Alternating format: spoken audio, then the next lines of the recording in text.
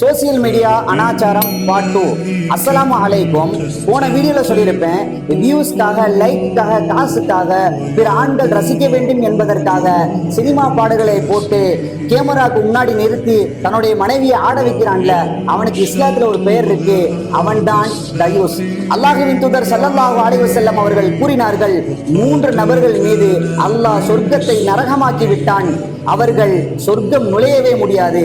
ஒன்றாவது மதுக்கு அடிமையானவன், இரண்டாவது பெற்றோர்களுக்கு நோய்வினை செய்பவன், அவர்களுக்கு மாறு செய்பவன், மூன்றாவது தயூஸ், அதாவது தன் குடும்பத்தில் நடக்கக்கூடிய கேவலமான அனாச்சாரங்களை கண்டும் காணாமல் அங்கீகரிப்பவன் தான் தயூஸ்.